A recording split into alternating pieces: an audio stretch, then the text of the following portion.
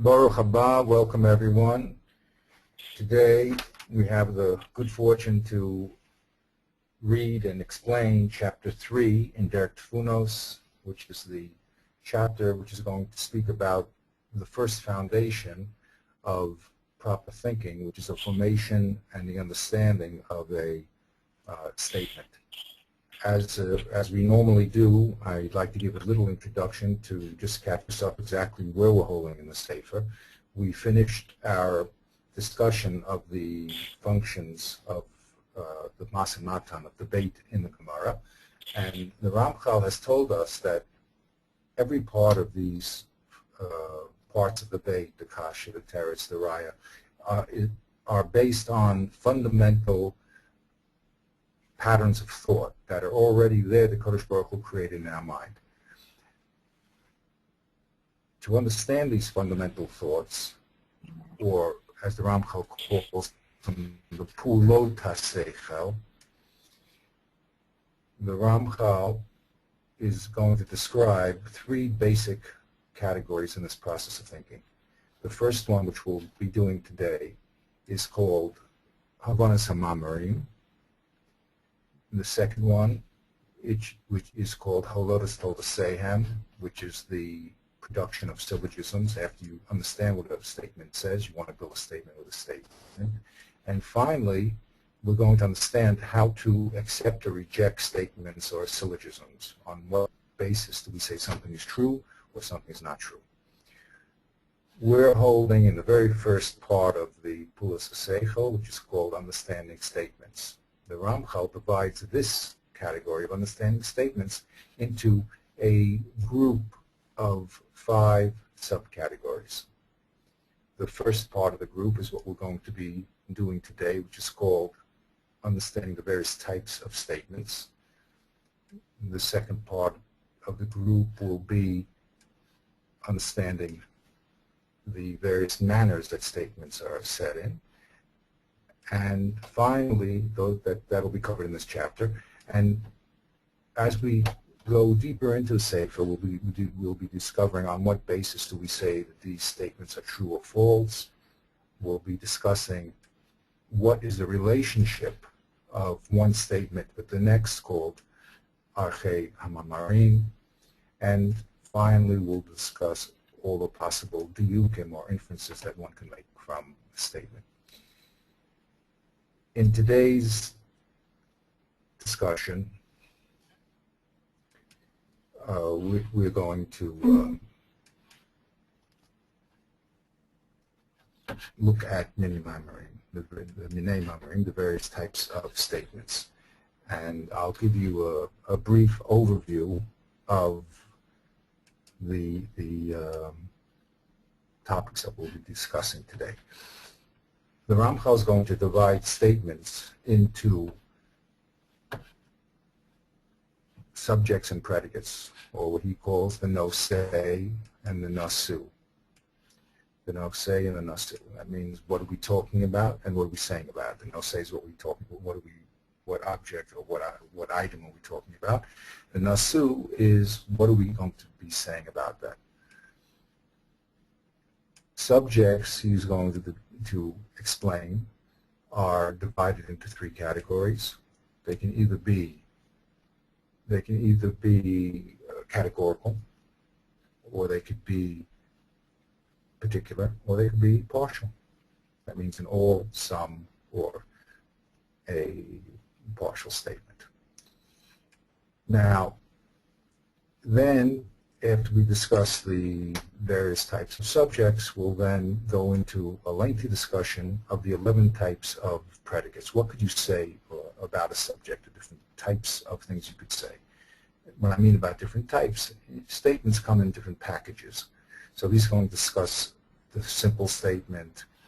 He'll discuss the miyuchad statement, like he'll explain things that are subjects, predicates that must be in their subject, or possibly in the subject. Then he'll discuss Mamayet statements, only motzi, which is the chutz, the mubbal, which is the tanai, the totally if-thens, the marbinyonim, which is the multiple predicates and all their different parts, and lo ella, afal pi, the comparative statements, madam, and finally the lefikach, and their subcategories. So that's basically the overview of what he does in the first part of the chapter. The second part of the chapter gives us a quick introduction to stylistic use of language, and that will be our chapter for today. So let's begin. Chapter 3, he says the following: Hine, kol hamamar she'omar svara she'tisover ve'inyan she'itzuya I esha shebo yenivna mishnei chalakim. Dahainu me'inyan she'yukuyam o yishulal u'davar shebo yukuyam ha'inyan hahu o yishulal mimenu. The Ramchal tells us that this first process of thinking is understanding what is being said in a mamar, in a statement. And he says a dramatic statement himself that no matter what you think, any idea or concept, it's impossible that whatever you think about is not divided into two basic parts. One, what you're trying to say or deny about something, and the second part is that thing which you are trying to talk about, whether that has or does not have that predicate. Derech Mashal, he gives an example. Omar Rev Ada Ba'aba. Rev Ada Ba'aba made the following statement: Nashim chayavot b'kiddush hayom. Women are obligated to say the kiddush of the day. Kayem inyan echad shehu chovas kiddush hayom b'dava echad dahainu klal hanashim. Here the statement has, as expected, two parts. And it's telling us that there's an obligation to say Kiddush Hayom for the category of all women.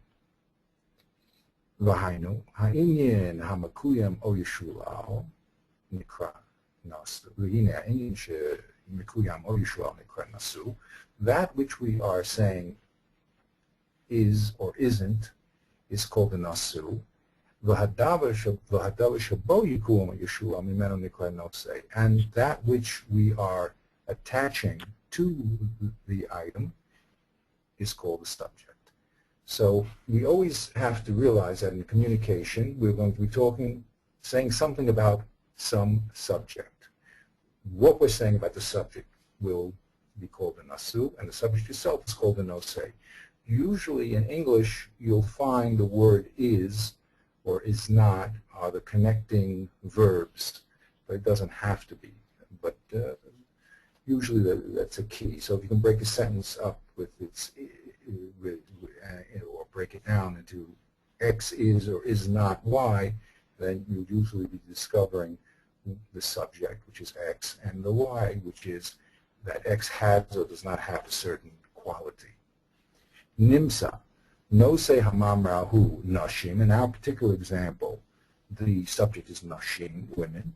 V'hanasu, what we're saying about them, the predicate is hachiv b'kiddush hayom, that they have an obligation to say the kiddush hayom. U'mitzad zeh yachloku hamamrim l'minim shonim. We're going to divide statements according to their subject and their predicate in a few different breakdowns, 2 different divisions. So you're saying that all statements now are we're not talking. Yes, and the difficulty will be to mold anything that you hear or read into those 2 statements. Sometimes they're said in different orders or different manners of speech, as he'll explain at the end. And the point is, you can always break anything, any type of communication down to what are you talking about and what are you saying about it. Okay? That is, that's the starting position. So we have the Nesei, which is the subject, Nasu, which is the predicate. So the Nesei in this case was the Nashim, and the Nasu is whether or not the Chayav and Kiddush Hayom. Right? That's the... Right, that's correct. And there's two types of nasu. Remember, what I mean by two types of nasu is in his book on higayon, on logic, he gave another word to the connector called the gezerah. In other words, we can either say something is there or is not there. So when the Kiddush Hayom, for instance, we could either say they are obligated or they are not obligated. We always have those two possibilities. And what Rav Ada Ba'aba is saying is that Kiddush Hayom is there, that obligation is there in women. Okay, so in Higayon, he explained that is and is not. He gave it another name called the Gezerah. Is the Gezerah there or not? And that's what we always have to look for. And another important note that he's going to bring at the end of this chapter is you're going to have to. This book is called the Ways of Understanding. Really, we used reason because it was a nicer sounding title than the Ways of Understanding. But really, tefuna is to understand.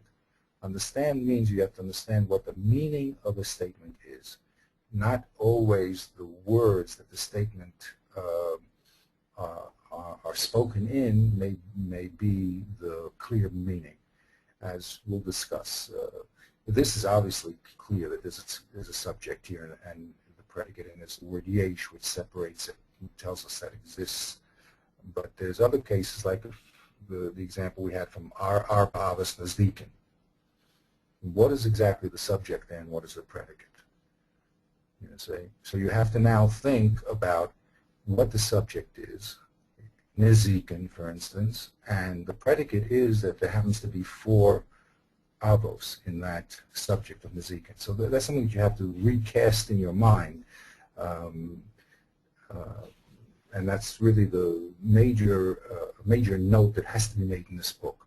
Not everything that's written is apparent what the subject is and what the predicate is, or where the beginning of the statement is and where the end of the statement is. That's some mental work that you're going to have to do, especially in learning, where a lot of times the Chachamim speak in a very, very brief language and depend upon you to be able to fill out everything. So the Ramchal, in his way, wants us to fill everything out, leave nothing unstated, and he tells us the first thing to look for is what you're talking about and what you're saying about what you're talking about. Okay, now when we're talking about subjects, nosim, he says that they come in 3 varieties. The prati, the katsasi, the katsasi, and the klauli. I'm sorry, klauli should be first. The klaulim, pratiim, and katsasim. Okay, which is really statements that say all, like all women have the obligation, some women have the obligation, or Sarah has the obligation. So all subjects has to be either a klal, a categorical statement, a katsat, saying that part of the category is the subject that we're talking about, or a particular statement. Okay. Mitzat hanosim yischalchu amarim l'shlosha minim. On the side of the subject, statements are divided into 3 parts: kolim, pratiim, and kasatim. General statements, you said the all statement, pratiim, particular statements, and kasatim, the sum statement. Kolim, what is a kolel statement? Hem hamamarim shenosam kolel. All statements that have as their subject a categorical subject. Kahainu sheyuchlo pratim rabim. That this subject is made up of a lot of particulars. Ubukulam yomer behem hanasu shibamamarhu. And about all those particulars, we're going to say that particular nasu, the predicate.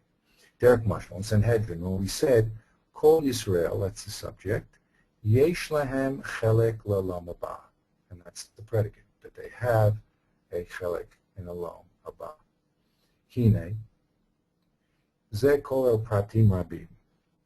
The no-say here, Kol Yisrael, includes many particular individuals. Shehem ishei ha'uma Yisraelit, those are the individuals in the Jewish nation. Uva kulam, and for each one of those individuals, yeomer hanasu shehu hachelek b'olam haba. And about each one of the individuals, we are saying that they have a chelek and olam haba.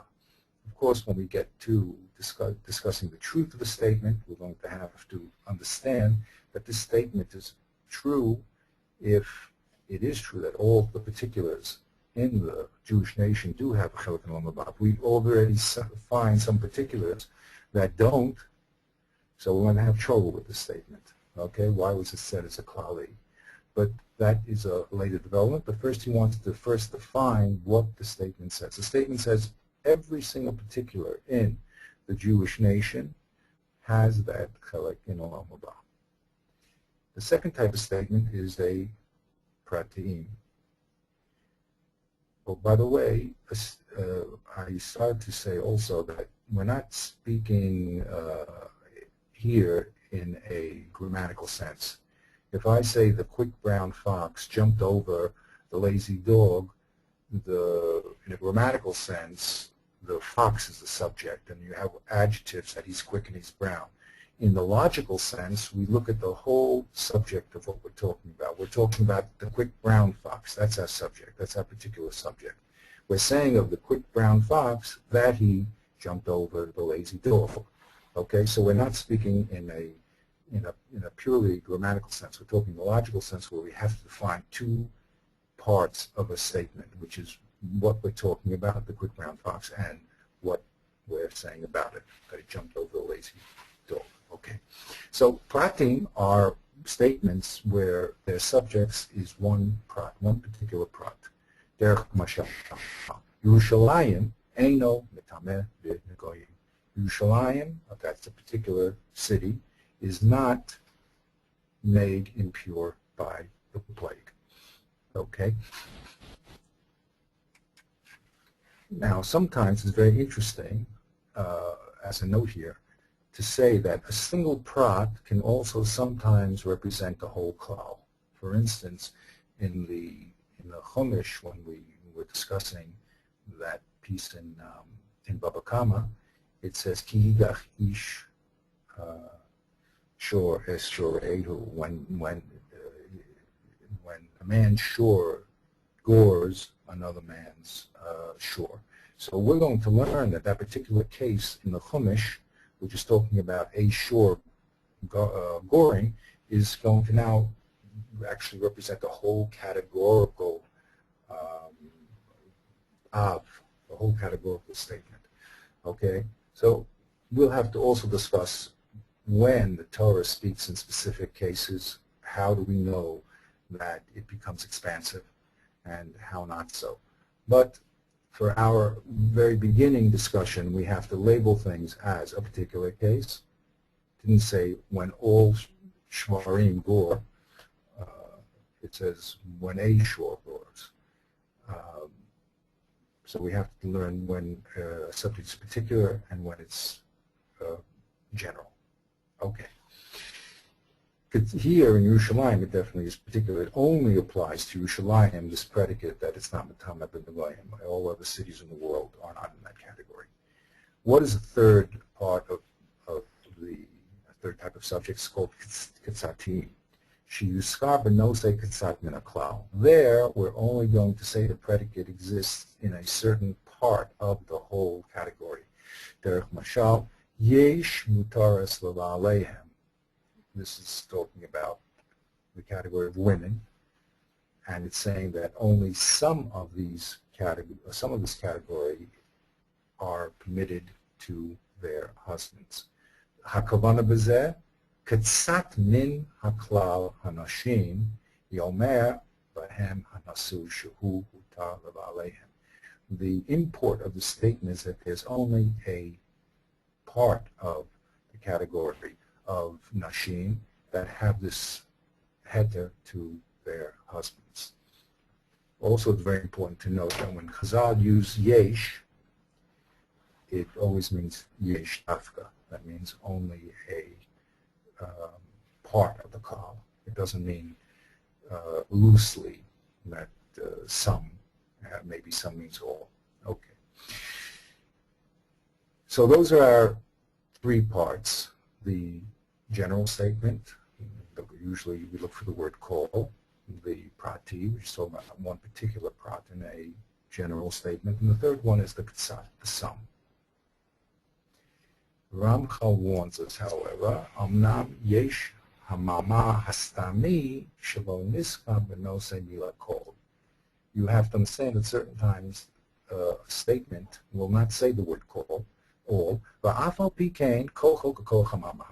even though it doesn't say the word all, the statement itself might as well have said it has the same meaning, the same value as all. Derech mashal. When we said nashim chayavot v'kiddush hayom, we said women are obligated to say kiddush of the day, which is a chanalmana we just mentioned. Hine hakavanam bo shekol hanashim chayavot v'kiddush hayom. The kavanah of the statement is that all women are obligated to say Kiddush Hayom, and not just some women.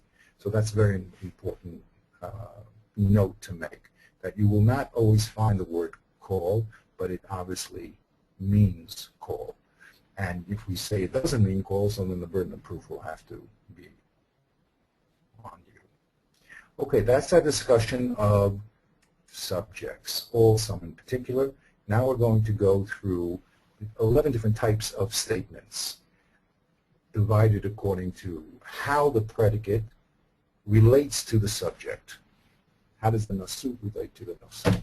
Mitzad nasu'im yischalek hamama la'echad asaminim.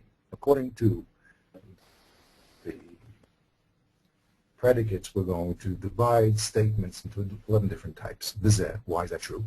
Ki lo kol nasu sheyeh yomer al kol nosei sheyeh b'derechecha. Because every predicate that we say is not always said in the same exact manner. It doesn't exist in its subject in the same exact way. There's different manners or relationships that the predicate may be found in its subject. And on this side, we're going to now divide statements to its 11 different parts. This is a very, very exciting thing. What the Ramchal has the ability to do is see vast amounts of material and to mitzamsem and to reduce it into its smallest number of parts. That's a quite amazing feat. This is something that I haven't seen in classical logic books, whether it be our logic books like the Rambam, the Vilna Gaon, or the non-classical, the Goyish stuff. He's able to say, look, I know all of Shas, and now I'm going to tell you that there's 11 different types of statements. That's a very powerful tool that we have here, because we can now, whenever we're reading a Gemara, think and to ourselves and say, now wait a minute, which type of statement am I dealing with? So let's embark upon these 11. Hamina echad hu klal hamamrim sheomer behem asu b'nosei bli shum tenai gvul. The first type is a statement that says that the nasa was found in the nosei without any type of limitation. Kamamrim shizchanu l'mala v'achem zu'asam, and like the statements we mentioned above, and of course others like them. And this group we're going to call the Zeh Mamastam. It's called the Mamastam. Doesn't tell you that there's any particular way that the predicate is found there. Now, what do you mean by statements that do show us some particular relationships? Well, let's look at the rest of them. Hamina sheni otam sheomer behem hanasu v'nosei b'derech miyuchad or mubal. The second type is where we're going to find the predicate and the subject in a unique or limited way. What does that mean? Kagon sheomer nasu b'derech vadayut or hechrach. When we say that the subject, this predicate has to be found in the subject, it must be found there, as opposed to the other possibilities. Maybe it's found there, or it could be found there. But no, the first type is called vadayut. The statement is saying it must be found there. So here he brings an example of a Kohen who is mahil over a well. He puts his his body over the opening of a well, and we want to know if he is Makabel Tuma. Maybe there is a fetus down the bottom of the well, and he'll be Makabel Tuma, or maybe not. So the Gemara makes a statement, Kaven de Hulda or Bardalis Mitsuyim Sham, since there are rats and martins found in this well, so we could say Vadai Garuhu Bahishata. We could say definitely these rodents dragged away any fetus that was dropped or in the well. So that's a example of a Vadai. If we found that it was only a possibility, the statement will be wrong. So we're saying the fact is that we posake that there's no rodents in this well because rats definitely dragged away any fetus. So we could say that with a certainty that the Kohen is pure. So what What does the note say? What does the note say in this statement? We can say the rats, which is the subject, definitely drew the fetus away. Okay, so the drawing of the fetus away was definitely done by the rats. The rats are our subject, and we're saying about the rats that they definitely drew the fetus away. Now it's going to have ramifications in our halacha. If that statement is true, so the Kohen will be considered tahor, pure. Okay, but what you said was very, very important. You always have to recast. Here's only a snippet, a part of a statement. Came the coolest right. So Vadai grew. You have to now recast it exactly as you forced me to do. Very good. The second type of statement is called an efshar. We're saying the nasu there is only there in possibility. What does it mean, possibility? Let's look at the example from Kesubos. It's talking about the Kohen and his, I believe it's, we said filth, everything's bad breath, but there, I think it's talking about sweat, zuma. The sweat there of the Kohen can be removed by vinegar. Efshel Abra B'Kiyur Dechamra. There we wanted to know what is posel a Kohen from doing avodah, right? His service. So we say, well, there his odorous body could prevent him from doing the service. So how come we see that he can do the service? It's not called a pasul. So the answer is because he can remove that odor by washing himself with vinegar to dilute and remove that odor. So the Kohen can remove the odor. That's the subject, the removal of the odor, with vinegar. But the statement is saying it's possible. It doesn't say that the Kohen did do it. It's not saying the Kohanim will or have done this washing with the vinegar. It's just saying that it is possible that they could do it. So there's a difference between saying that something is efshar and something is vadai. Something that's vadai, it's definitely a conclusion that it can't be any other way. Efshar just means potential. The Kohen has a potential to get rid of his sweat. It's only a potential. We don't know if any Kohen actually did do it, but the statement is not making a statement about what he actually did do. It's only saying that he has the potential to do. Okay. Whereas the first statement, Vadai, was saying that we'll say at least halachically, that we consider as if the fetus is not there. But here, we're not talking about whether the Kohen is without the odoriferous sweat or not. We're just saying that he can possibly remove it with vinegar, not that he did. The second one, so that's the statement of potential, that the nasu is potentially there. You could learn all of Shas. Doesn't mean you did learn all of Shas. It means you have the potential to learn all of Shas. O shi'amru b'derek stafek. The third way that we can say that the predicate is found in a subject is to say that it's only there al pi safek.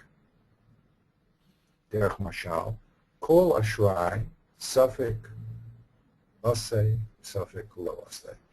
The credit, all forms of credit, it's always doubtful whether they'll be paid or not. Whenever you accept a check, you never know if you're going to get payment or not. So all forms of credit, there's a suffix whether the Baal will receive his payment or he won't receive his payment. Okay, so suffix is called a shrai, and it's only a suffix whether that creditor will receive his payment or not. Okay?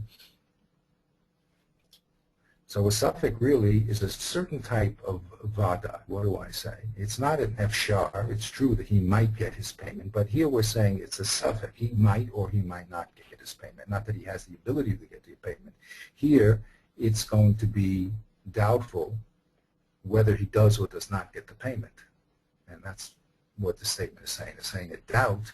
We have a doubt whether the payment is going to arrive or not. Not that it has a possibility, but we have a doubt that it actually will be predicated.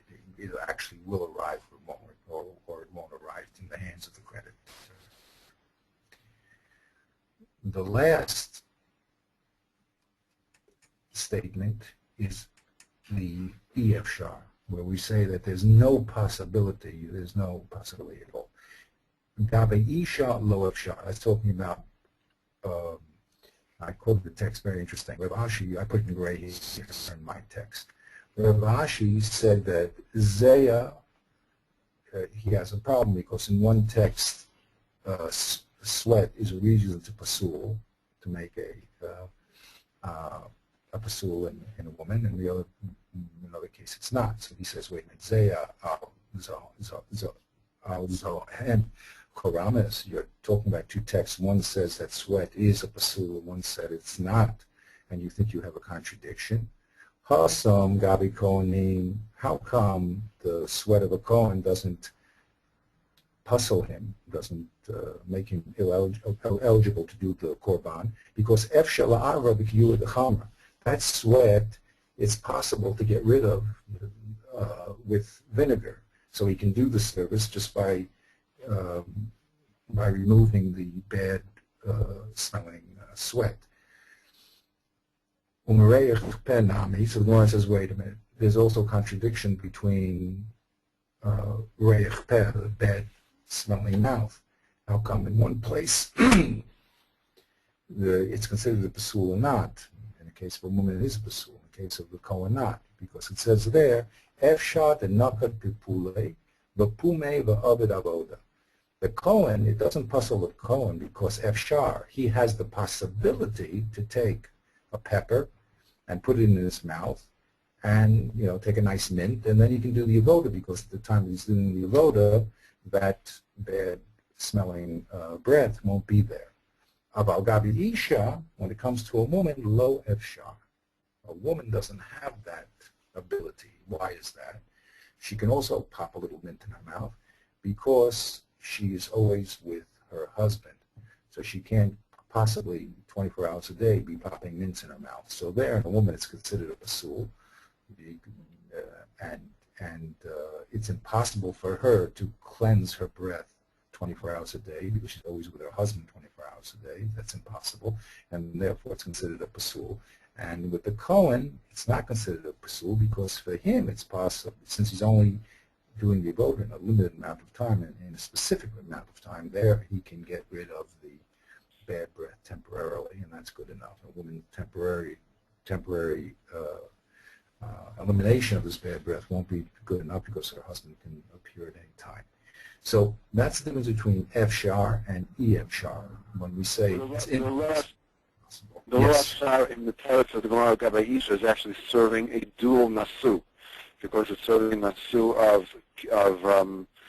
of the zama, and it's also a nasu of the reich hapeh. Okay, there when we have to get into the Gemara is very good. I mean, the Gemara puts things together, and you have to really get into the Gemara and see how those two things are put together. Rashi says that they are put together, obviously, or else the statements don't flow. So you're making the correct inference, but from the word yourself, you think that there's two separate things going on here, but the Gemara does put them together. Okay. By the way, it's also very important to always look at the Ramchal's examples, because he puts a lot more. He gives you a little snippet, but when you look at the example itself, you see the example in context, and you see exactly why he picked that example. But with the limitations of our time, and we're just going to go basically with the text, unless it becomes a little impossible to understand just by the words being said. Okay, so that's, he says, v'chein kol b'yotzi b'zeh. Any time the predicate is there in a potential or in a doubtful manner, or in any degrees of that doubt, so we're going to say that it's, or if it could be there, we're going to have to make note of that. Now, a lot of times you have stam statements that don't explain whether the predicate there is an F-shar, E-F-shar. And a lot of times what we'll do is we'll have kashas, and we're going to have to solve it by saying that one predicate is there, F-shar, one not, like in the specific case that was brought by the Ramchal. We'll say that it seems as if bad smells should always be pasul, and we'll have to make distinctions, because no, these bad smells can be gotten rid of because they're only temporary. Other bad smells not, because they're not temporary. So we always have to keep our eye out that not everything is spelled out. And a lot of times when we start spelling things out, we rush into presumptions which might not necessarily be true. And only when we do a more in-depth research into the statement being said through the eyes of the Gemara or the Rishonim, who not only see the statement in front of us, but the statement in context of all of Shas, we're going to be surprised that sometimes what we thought was a vadi was only an F-shar, what we thought was a vadi, maybe someone holds us a safek. But what the Ramchal has done for us is given us a basic toolbox to say, well, the first thing you should do if you read a statement is to see how the subject is there. Can you say that the statement is there in potential or in actual or in safek? And it's one of the things that you have to spell out for yourself, and then you'll see that other people will talk about them. Sometimes it's obvious, like he says.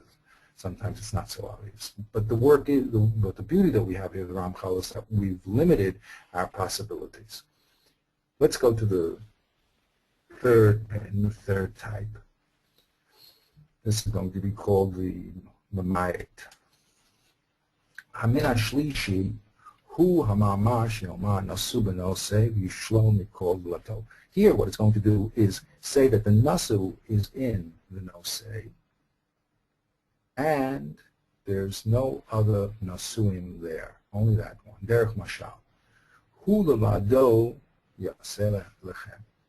It, again, what is it? It's Ochel Nefesh. Ochel Nefesh is the only thing that you can do on Yom Tov. It's the only heter that you can do on Yom Tov. Hu levado yaseh lechem. So on Yom Tov, what can you do? Only Ochel Nefesh. So the type of food, the type of cooking that is permitted is only Ochel Nefesh. Omer heta asiyas b'tzarech Ochel Nefesh. It says that the only heter for cooking on Yom Tov is Ochel Nefesh, v'sholal oto mikol matzulot zulatze. And it says there is no other type of predication that there's no other type of cooking. You want to cook some,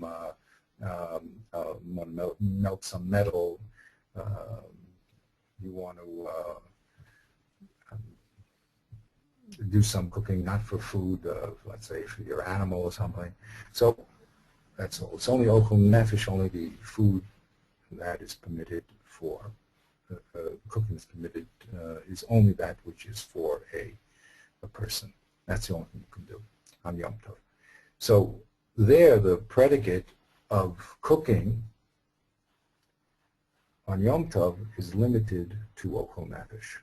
So you can only do the cooking of ochel nefesh b'lvad. The nikra mama mamayed. Now, it's interesting in our little Gemara, I'm always going to try to focus, if I can, on the Baba Kama, just so that we don't have to learn all different types of contents again and again. But the Gemara over there says that there's Arba Avos Nezikin, and there it limits the subject. Now, there we first have to discuss, what the subject and predicate is, as you mentioned before. But if we say that the subject is Nezikin, we're saying Nezikin has 4 Avot, so that would be the predicate, not the subject. The Nezikin, the category of Nezikin, is made up of 4 Avot. So the predicate 4 means that there's not 5 and there's not 3. That's a miyut. So not all the time do we have the luxury of the word levado stated. Sometimes we have to recast the statement, as I did. Nezikin has 4 principal categories, and 4 means not 5 and not 3, so it's a miyut also.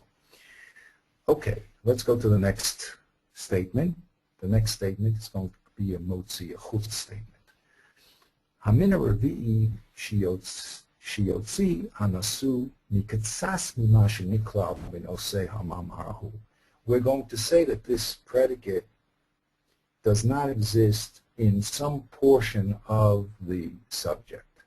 For instance, derech mashal, hakol shochatin v'shchitatan kashera chutz micheresh shota v'kotam. Everyone can do shchita, and the shchita is called kosher. It means everyone. It's a klali statement. But from this klal we said chutz, there's a few pratim of the klal. Of everyone we have to pull out. It's the cheresh, the shota, and the katan. Deaf, dumb, and the child. Shahare, cheresh, shota, v'katan, gam hen klal, b'mashmu'ut milat hakol. When we say hakol, we mean everyone, including the katan and the imbecile and the deaf person. Umotzi hanasu mehem dahainu heta hashchita in milat chutz. So we pull out from that general category of akol shochatim these few pratim with the word chutz. Okay, so that's called a marma motzi. We remove from the klal of the kol a few of the pratim. So the nosei in this one is a klali, and the nasu is reducing that klali to something a little bit less. That's correct. It's pulling out of the klal of a kol shochatim, and it's saying that it's not a klal. Like the Gemara says about the statement that Kol Yisrael Yeshem Chalak Olam Haba also pulls out a few pratim. Yeshu got knocked out, so, but it's interesting that it didn't say the chutz in our statement. Okay, but yeah, that's what it does. So, but here, when you have a motzi statement, you really need to say chutz. Okay, if we have a klali statement, we presume that it's totally klali. If not, then we have a contradiction. How come the Gemara over there did not say klal, and yet we do have these exceptions? Okay, let's go to the 5th type of statement. She omer nasu b'nosei ach lo behechlet ela b'bechina echad o im tenai echad.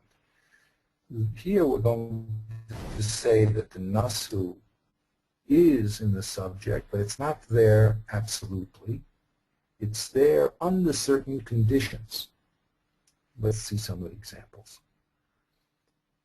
When a yivam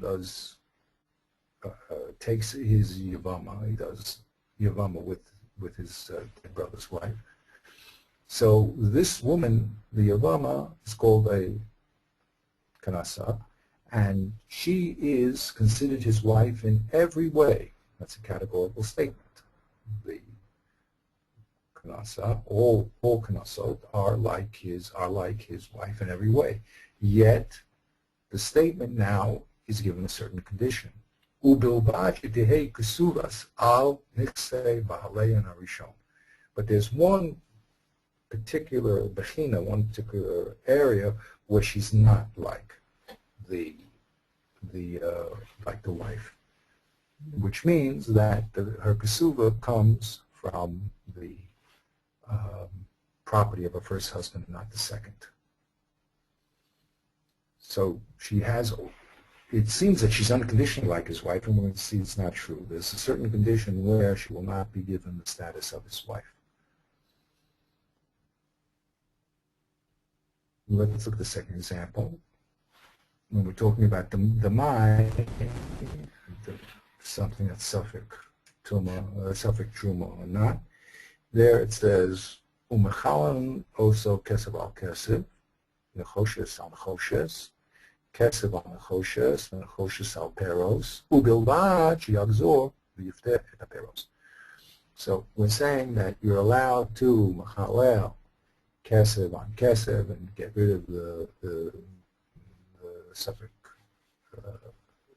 truma by putting it on a different coin, or if it's on an nechoshes coin, you can put it on a different nechoshes coin. If it's on a kesef coin, you can put it on a nechoshes coin, and if it's on a nechoshes coin, you can also do it on perot.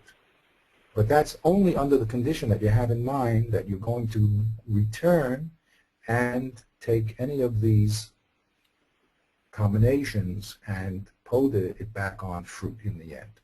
So the chilu that we allow you to do this transference, we let you do it, but only under certain conditions. Okay, and that condition is that you, in the end of the day, go back and put it back onto the fruit again. So that's called a conditional statement, the mugbal. Let's look at the sixth type of statement. That's sheyitaleh metzius inyan echad metzius inyan acher. This is the Torah statement, where the one reality is dependent upon another reality. What does that mean? And usually the if-then statement. Derech mashal demai. Ve'im hayu konim o ani lemudin le'echol etzlo yavo v'yo chelu. If you have suffix, something that was done suffix ma'aser or not, if the Kohen or the ani always came to his house, so then you are allowed to feed them with this stuff. Okay? So that's only under that condition that they were normally at his house. If the Kohen and Levi or the Kohen or the poor person did not fulfill that condition, was not normally at his house, so then we could not invite them in. Let's look at the second example. If you come to my house, Hashem says, then I will go to your house. So if you want me to come to your house, what do you have to do? But it doesn't say there that you did come to my house. It's what we call a hypothetical statement.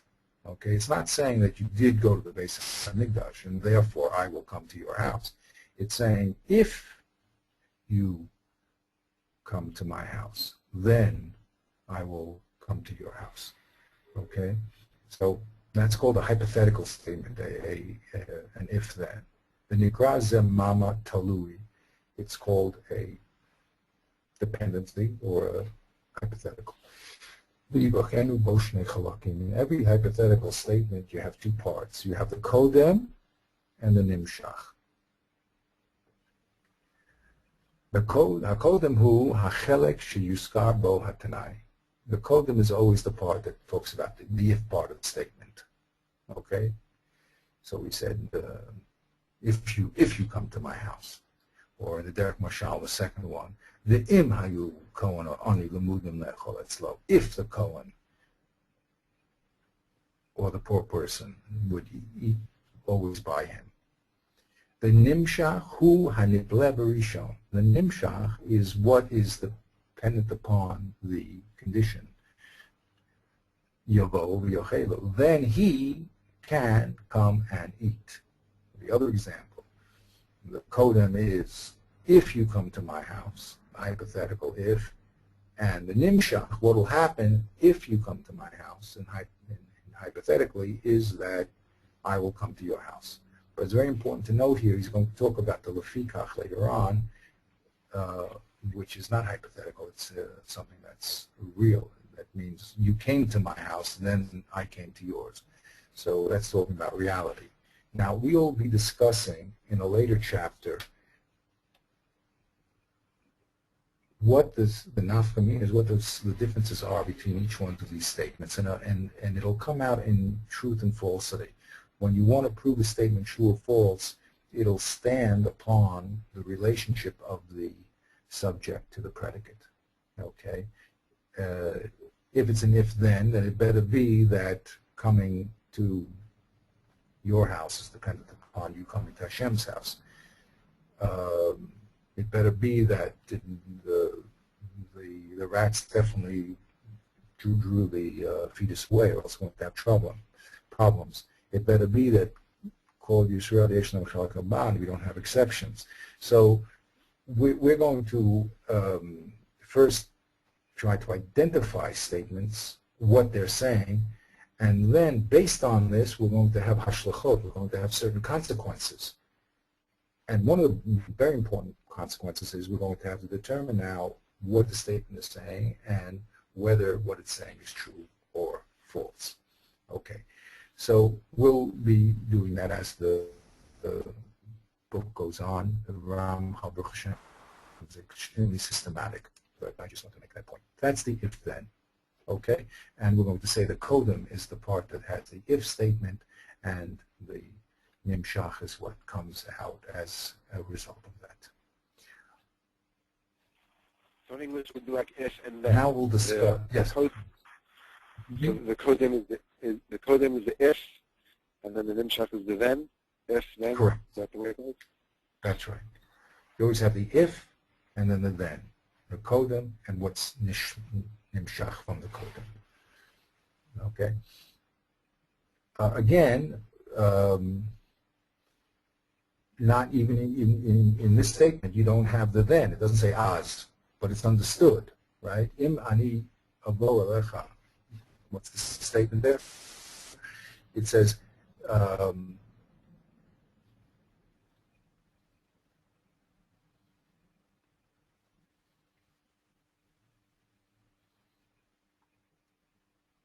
one second, I just lost my place.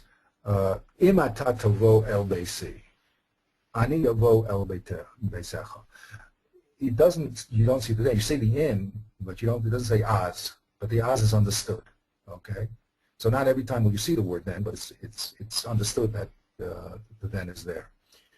Okay? Beseda. Min hashvi'i, this is going to be a little bit spelled out a little more chalukim. It's called the Merubah Inyanim. Okay, we're going to have a lot of things brought together in one subject. And we're going to say about all those different items that it has the predicate. We're going to have the opposite. We're going to have one subject and we're going to have a lot of different predicates said about it. That's Shnei Nesuim o Yoter v'Nosei Echad. One possibility is that you have two predicates or more existing or non-existing in a subject. O nasu echad b'shnei nosim o yoter. Or you have one predicate, but it's found in a lot of subjects.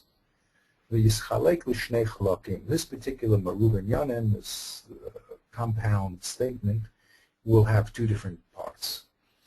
Hachelek echad shiomer nasum b'nosei yachad v'chein hanasu b'nosim. The first part is where we're going to say that all the predicates in that multiple predicate are all found in the subject, or conversely, all the subjects will have that predicate. The second part, we're going to have to wait a little while to hear about it. It's down here. The second part is where we're going to say the there's only one of a multiple set of predicates found in the subject. In English, we say there's the and statement and the or statement. The and statement says that A, B, and C have predicate Y. The or statement says A or B has predicate Y. Okay, so those are the two different types of compound statements, the and the or. So first he's going to discuss the various subcategories of the and statement. Okay.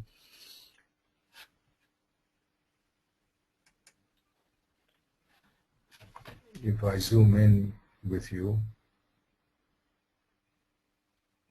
we're here in number 7, and you'll see that we're going to have the and, or when they're said together, and the totally, which is the or statement. And then we're going to say when they're together, they could be together equally. That means there's not more reason to find one there than the other one. That's the hashtvor. That's the simple and statement.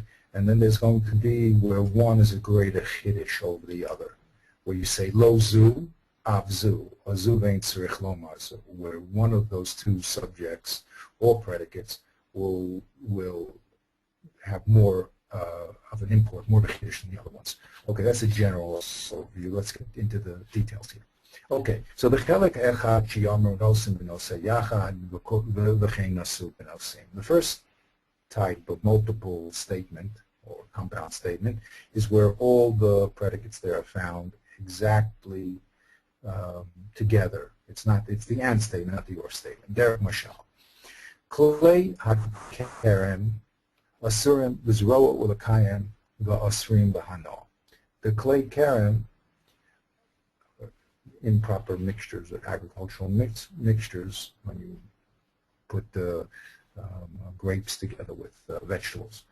Okay, anyway, they are asur lizroa. You can't do it. You can't see them. You can't keep them going, and they're also asur to get any benefit from. So the subject here is klei karim, understood, called klei karim, of course, and we predicate of them that you cannot plant them, keep them going, or get in hano. Those are three different predicates, and they're each found in their subject, and. Or, ein tormin lo b'mida, lo b'mishkal, lo b'minyan. One is not allowed to give truma, by measuring it, weighing it, or counting it. Hine kan nemru nasuim shoni.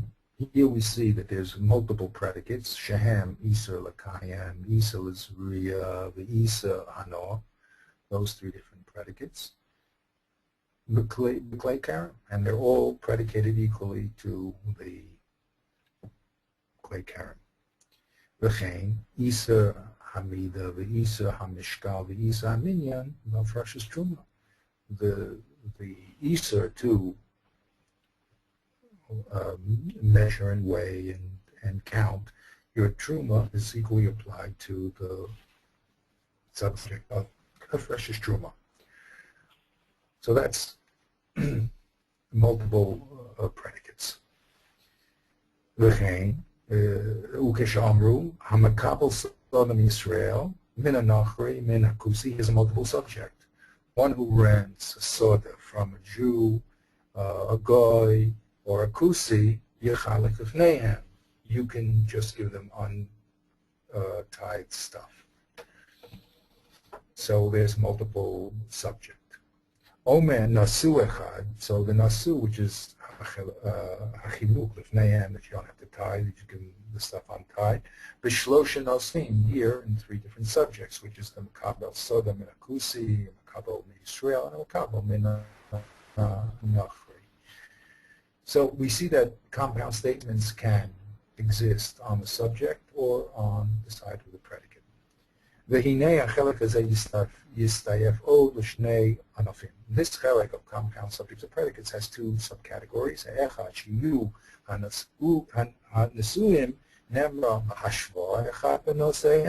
Where the predicates are equally found in the subject, and the sheni she'echad mehen yoma b'derech chiddush, One is more of a chiddush than the second one. Ve'echad kamo inyan kvar noda. And one is simple, we would know it already. Derech mashal.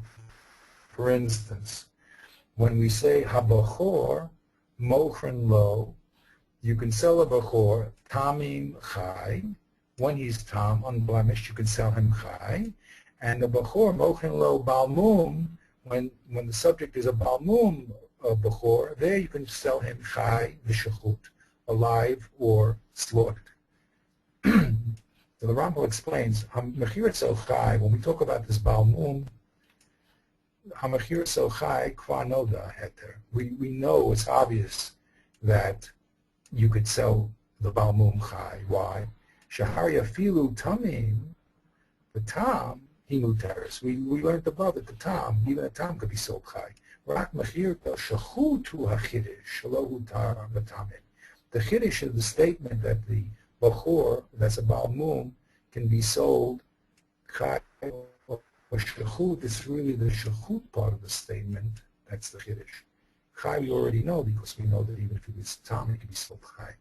So the shechut hu chiddush shalohu tar v'tamim, being sold, slaughtered, is a chiddush, because we never saw a heter like that in the tam. Now in this particular part where we have multiple predicates of subjects and one is a greater chiddush than the other, we have two variations. One variation is echad hu sheyignam hanoda v'achar kach yuskam chudash. First you start with the thing that's known already and you end with the big chiddush. V'nikra zu lo zu av zu. Not only this, but even this. V'hu kamashal shezachar. That's the example he just gave. Chai, that's known, because even a tamim is sold. But the big chiddush is even a shachut. The sheni, sheyuska hamechudash techila. The second one reverses where the chiddush is in the multiple subject or predicate, and it puts it first. Sheyuska hamechudash techila, v'achar kach hanoda, v'zen nikra zu, v'ein tzirich loma zu. Zu, the big chiddush, and I didn't have to say the other one because the small chiddush you would have known it. For instance, when it says umutar ba'achila uv'kol sheken hano. Clay Karam here in this particular case was mutar ba'achila. So if it's mutar ba'achila, so certainly all other types of hano like selling, because there's no greater hano than eating. So here the big chiddush is achila, and the known is the kol sheken hano. Okay, so I should have actually put, if we're looking for where the chiddush is here, the chiddush is in achila, and we knew already that once something is mutter for achila, so then certainly it's mutter for all different types of hano. So this is a good place, I think we'll, let's finish the chelek hasheni. We said the or statement, and then we'll finish, actually today we'll finish the second half next week with Hashem.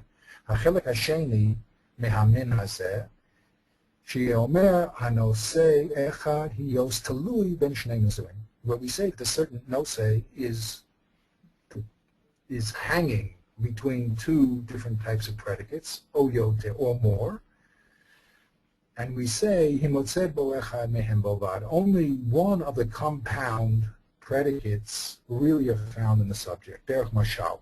O collates, o miyabem. When a person, when his brother dies without children, and his wife then falls to him as a yavama, he has two options. The yivam has to either do chalitza or yavama. He has to divorce her with the shoe, or he has to actually do yavama with her. So those are mutually exclusive. That's a mutually exclusive possibility. Either one or the other. You won't find that the yibum could do both. He has to do one or the other. This whole klal that we spoke about is called compound statements. Because it has many predicates or many subjects. Okay, so we'll stop here and next week, Bezat Hashem, will take up the other parts of the other, from 8 to 11. And what's very, very important in this Sefer is called application. When you're reading, you have to become an active reader, or I call it, as a little bit of a pun on words, an observant Jew. Whenever the Ramchal tells us a chapter, it's very important to apply it, just like we did with the functions of the bait. Here, when you're reading now, you have to read actively and say to yourself, okay, now, I have a statement in front of me. Arba Abathazika, what is the subject? Is it cloudy? It's not the prati.